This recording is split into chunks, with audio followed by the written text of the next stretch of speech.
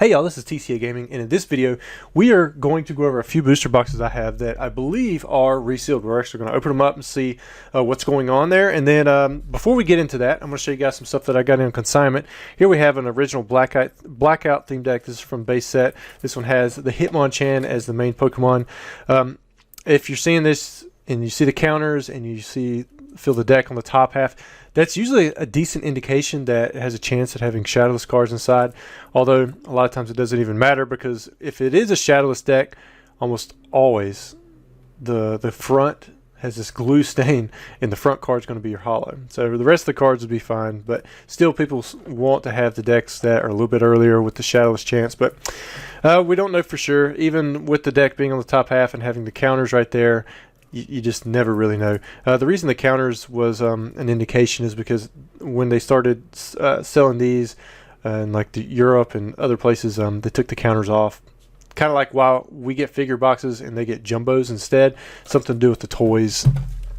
I don't know the full story behind that. Next up we have a YUGIOH metal coin. We just had one of these go recently.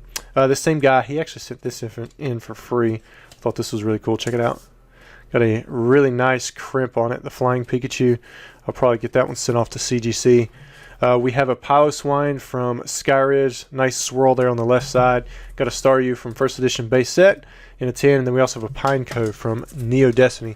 I can't remember what the name of the set is on the Japanese side. Next consignment. Let's see what we have here. I can't even remember. Oh yeah, he's got some pretty good stuff in this one. You got some tins here. Got the Charmander, Dark Charmeleon, first edition Dark War Turtle, a Dragonite. I believe this is a pretty decently expensive card, the Galar Friends. I know this one is. Last one of these, I want to say, sold close to $1,000 that we sold through the store. I don't know if prices went up, come down, stayed the same, but it's been a fan favorite on the artwork side. This is one of the very first alternate arts, I guess you could say. There was another Magikarp and Wailord within the set, just like with Latias and Latios, and these are considered the alternate arts. You got a Pikachu here. Man, if this was a 10, you'd be looking at, you know, $5,000 or so. But this one's a Mint 9, still a really strong grade. Got the gold Pikachu V Max Red's Challenge. Got the English one. Got the gold Snorlax from Chilling Reign. First edition Squirtle. I love seeing Ultra Ball. I realize it's just a trainer, but I think it's one of the coolest trainers to get the Ultra Ball. And there's one more that I really like. I can't remember what it is. MGC. Never really sold them before, but I checked the card out. The grade looked pretty accurate. I mean, it's a Japanese new back 10. It looks like a 10. Then we have a Mew from the 25th anniversary on the Japanese side. I'll be curious. I don't think I've sold one of those yet, so I'll be curious to see where it sells. And then last but not least, this one is not on consignment. This is... see if you guys remember. This is the No Stage Break. I sent this on the economy. They received it because the guy he didn't initially have it graded. Then after he heard me say that I would have graded it, he sent it back to me. And then about a week later, I sent it in to CGC. And the day they received it, the next day they had it graded and they were shipping it back. But here's what he got. Pulled the 9. This is the No Stage Blastoise. This is that very first one that we pulled. Thought that was really cool, and I think it's mostly because of the centering. You can see it's got a thicker bottom. The back side looked pretty good. It was in nice condition. Did have that little white dot down there, but you can see it's got the pedigree, No Stage Break. So it was really cool to see this one graded. I'll be having that sent right on out to the person who pulled it, unless he wants me to sell it. Of course I will if he wants to, but I imagine he's not going to want that. All right, so these boxes I bought near release. That's what's kind of scary about them, and the seals look identical to the regular seals on the boxes, but I'm going to show you guys these 4 boxes. I believe have a chance at, man, you can't even see that, can you? What I'm going to do is I'm going to hit this. I think there's a hold. Yes, I'm going to hold it, and then I'll show it to you. I thought I could hold it. Or what we'll do is we'll tear, and I'm going to take it off. Then I'll show it to you. It was 10.5 before you saw that move. See it? So that was a 10.5, and then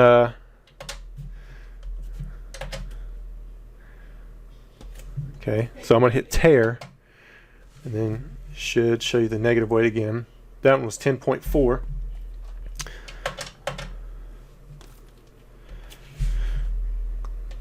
This one right here, I am very certain is resealed. 11.0. 11.0 was a big indicator that I was finding. I have 3 or 4 different types of scales that I use. And you can see this one right here is also 10.9. So these 2 boxes, the reason I saw that weight and that was a big red flag for me was because I actually had another box recently that come from a lot back in November 2022.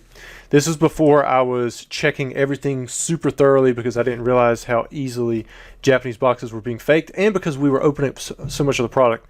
I started setting back product for later on, and recently I wanted to check into some of these, and I had a box that it was resealed, and it was from this earlier stuff. And if you guys buy from me now, I do check every single product that I get in. I try to open up a portion of it, look at the boxes, make sure that they're okay. Right now it's a big deterrent on people buying from Japan because of the reseals, that and the price. I mean, the price is just crazy right now, so a lot of people cut it down on it. But over in Japan, I mean, prices have been nuts.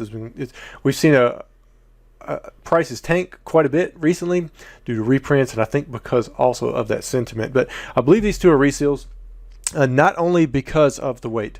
The weight was an indication for me, but also I want you guys to look at this plastic. And the seals actually look really good. The seals look like they should, all the way around on each side. I don't know how well you can see that, but they look like every other seal that I have. But on this surface, there's something missing on both of these boxes. And like I said, I haven't opened these up yet. I don't know for sure that they are reseals. I believe that they are. These 2 booster boxes, these weighed in around the same, around what I expect, 10.3 to 10.5. This one I thought might be a reseal because of how damaged the surface of the box is, but it actually has these little marks that it's supposed to have on the seal. You see these little dots? They're going to run horizontal. They're like little heat seal holes. That I've seen on every one of the boxes that have been legitimate. But I was going to open this one anyways because of how damaged the plastic is. But I think this one might actually be okay. This one was a little concerning because it did not have the heat seal holes. I think I found 1 or 2, but they weren't like the other. There's one right there. But these boxes have them quite often. So where like this box has them quite often. Sorry, you can see one there, there, there. You go up and you're going to find them in another row. And that's all I'm pointing at. These little dots, that's actually holes in the plastic itself, and you can see how often they are. This one only had like 4 on the entire front of it, and so that one kind of threw up a red flag for me, even though that the weight was right. So I'm going to start with the ones that I'm pretty confident are resealed. And if I get these wrong, I guess I get them wrong, but we'll just find out, right? I'm wondering if we have 2 different types of reseals, like one with booster packs being resealed and one possibly with, I'm going to take a guess, Yu-Gi-Oh packs. Wouldn't that be crazy? And there's a reason I'm guessing Yu-Gi-Oh packs. Yeah, these have Yu-Gi-Oh packs. Look at that. It is indeed a resealed box. And the 2 things that gave me the notion was the weight, and then also that cellophane wrap on the outside not having those heat seal holes. So this was indeed a resealed box. Got some Yu-Gi-Oh packs, probably worthless or searched or something like that.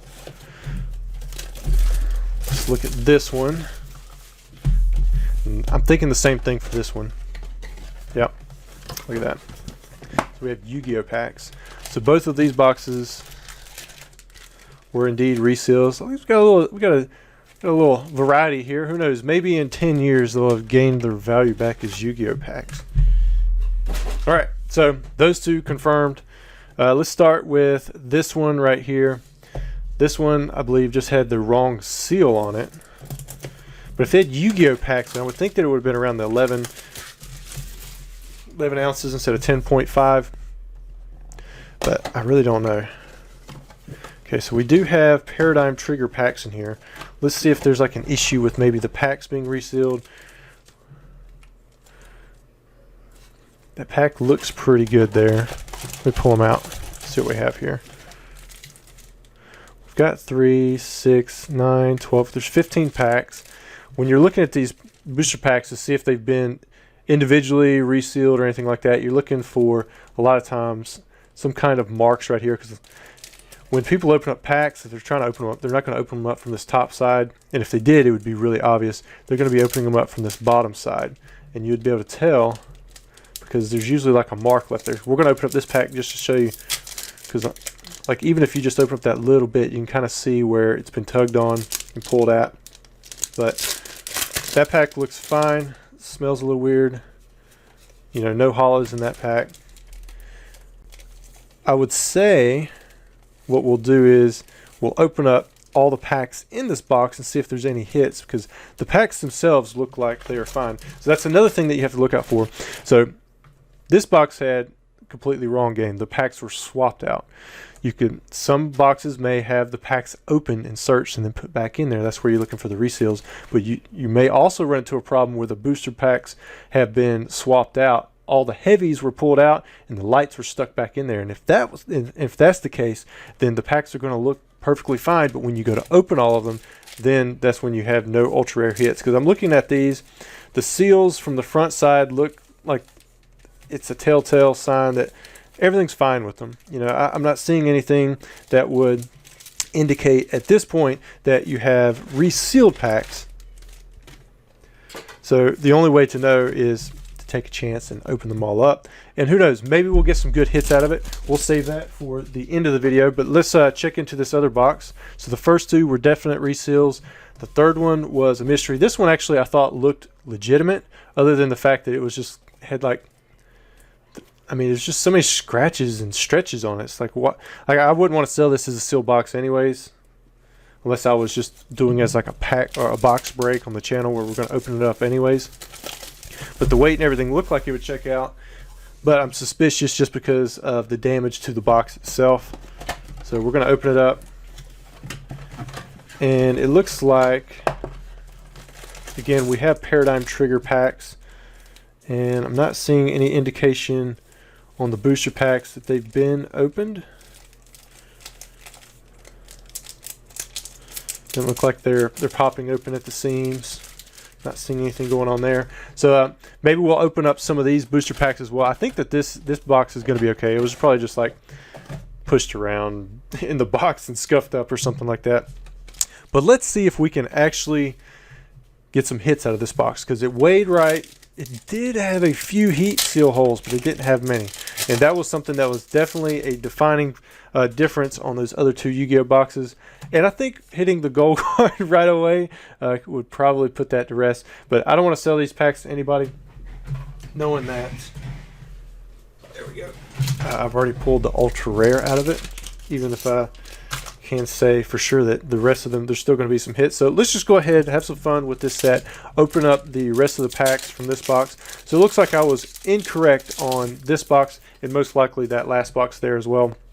And there's a regular hollow Dragonite. Let's see if we get any other hits out of here. I didn't even check to see how far off the camera was. So maybe we can, we'll zoom in just a little bit now that we'll get some hits out of here. Maybe we'll pull us a Lugia V-Star. Is the alternate? That's the big hit in here. I guess since we've already hit an alternate rare. Wow, look at that. We hit a Lugia V-Star just like that. And it's not the alternate, but still, really nice hit. Might have to get some of these graded. Pedigree them for this video. The Japanese reseal video. But we already got two hits. Got the Dragonite. So these packs, I would imagine, are just fine. We're going to go through the entire box though. I think typically you want to expect 6 to 8 hits out of a booster box. Most modern sets have been erring on the side of 8. I know with EV Heroes, it could be as low as 6, but we didn't see that too much. And I haven't seen too many 6-hit boxes in a while. But we've got 2 so far. There's 3. There's a Skuntank V. Kind of started off with the best, and we've went downhill since then. But I think we've got room for another full art in here, if I'm thinking right. Maybe you guys could let me know the hit rates down there in the comments if you want to see that. And if you were just here to see the reseals, you went too far. You skipped too far ahead in the video. We did actually have 2 boxes that were reseals. They had Yu-Gi-Oh packs in them, and I expected that because I've ran into it one other time, and that's how I knew to look for the 11.0 ounces. So if you have Paradigm Trigger boxes and they weigh outside of the 10.3 to 10.5 range, I think I've had one box at 10.2. you might want to just look into it a little bit better. You might want to open it up. I know with anything that I've had that's been 10.9 or higher, which is only 3 boxes, very small sample from just one source, they've had Yu-Gi-Oh cards. They've had Yu-Gi-Oh packs in them. And they've varied from sets. None of the boxes have had all of a single set. I don't think it's possible that Pokemon repackaged those Yu-Gi-Oh packs in there or packed them in there.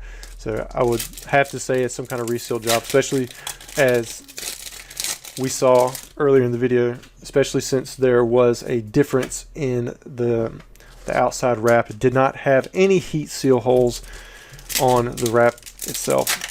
But that was really the only difference I could find. A lot of people want to examine the seal, but the seals to me look just fine. They looked exactly the same. I was comparing them to the other boxes I had. Whatever they're using looks to be the exact same as we've seen on other booster boxes, as Pokemon uses to seal up, you know, every other set. But there were no heat seals again. A nice little unknown V-Star. Don't want to zoom in too far. So that was the big, so those are the two determining factors, and I'm sure by now, I mean, Japan, these resealers over there, I mean, they seem to be so smart. They adjust super quickly. I mean, you can see,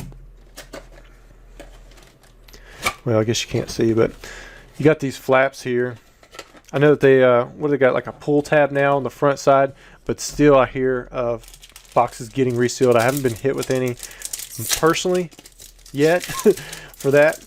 But it is possible because they can like slide packs out the side or something. I mean, it's just so much effort that gets put into these reseals. It makes you wonder.